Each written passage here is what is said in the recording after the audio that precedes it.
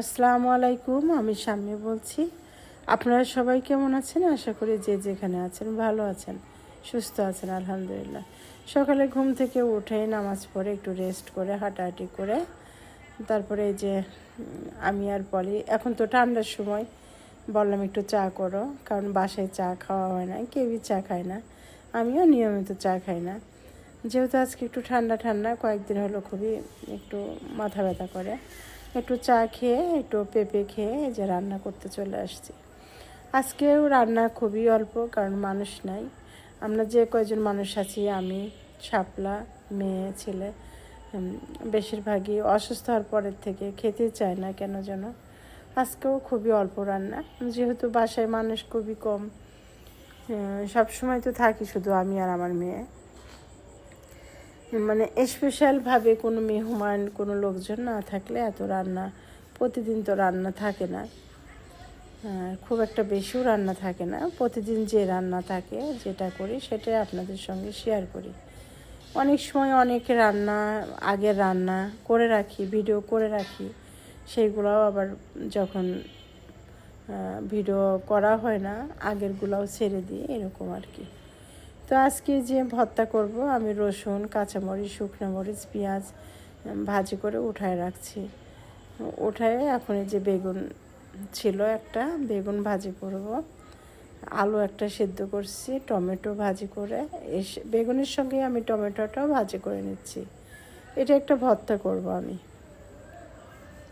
Tomato ভর্তাটা অনেক ভালো লাগে, ভাবছিলাম টমেটো ভর্তা করব, কিন্তু দেখি একটা বেগুনও আছে নষ্ট হয়ে যাচ্ছে, ভাবলাম যে এর সঙ্গেই ভাজি করে ফেলি, মানে ভর্তা করে ফেলে আর কি। ওইদিকে আমি এটা ভর্তা করে শাপলাকে বললাম একটু বেটে ভর্তা করতে, তারপরে আমি গরুর মাংসটা চুলায় দিয়ে দেব আর কি।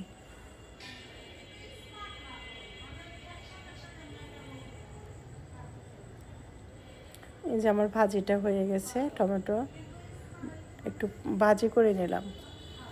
এখন আমি কড়াইটা সরাই, আমি একবারে যেহেতু অল্প মাংস, যার কারণে ভাবলাম যে আমি প্রেশার কুকারে মাংসটা উঠাই দিব। প্রথমে প্রেশার কুকারের মধ্যে আমি তেল দিয়ে দিয়েছি, এখন দিয়ে দিলাম পেঁয়াজ, মরিচ, রসুন দিয়ে একটু নাড়াচাড়া করে তারপর আমি বাটা মশলা দিয়ে দেব, আদা বাটা, রসুন বাটা দিয়ে দেব। এখন একটু দিয়ে দিলাম লবণ,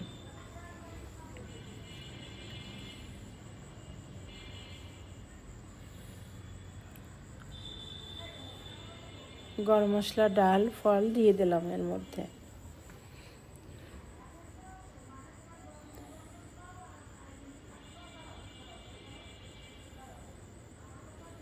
আজকে রান্না খুবই অল্প, কারণ বাসায় লোকজন নাই।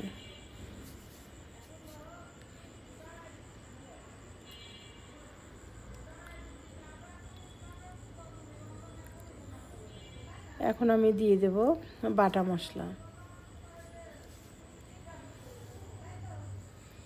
আদা বাটা দিব,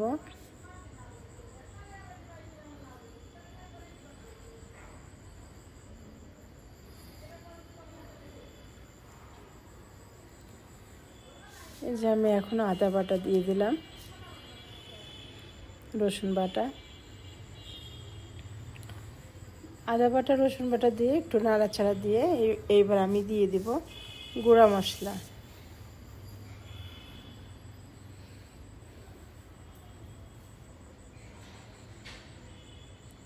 এটা দিয়ে দিলাম লবঙ্গ, গোলমরিচের গুঁড়া, এখন দিয়ে দিচ্ছি হলুদের গুঁড়া, এখন দিয়ে দেব মরিচের গুঁড়া, এখন দিয়ে দিচ্ছি জিরার গুঁড়া, দিয়ে একটু নাড়াচাড়া দিয়ে আমি মাংসটা দিয়ে দেব।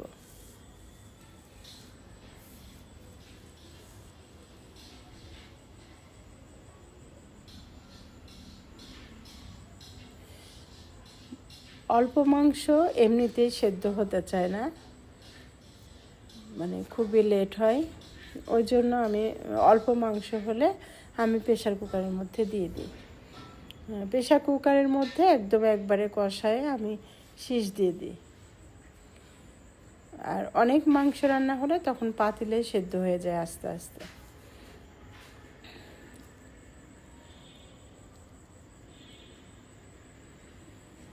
এটা আমি এখন কষাই একটু শীষ দিয়ে, তারপর আমি কড়াইয়ের মধ্যে ঢেলে দিব।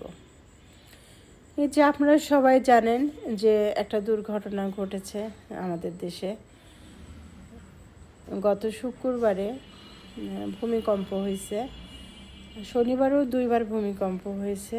এতে দেশের অনেক অনেক জায়গা অনেক ক্ষতি হয়েছে। আল্লাহ মাফ করুক। আসলে আমরা এই যে সামান্য এতটুকুতেই আমরা এত ভয় পাচ্ছি, এত টেনশনে আছি, কখন যেন কি হয়ে যায়, কিন্তু কখনো আল্লাহর ভয় করি না।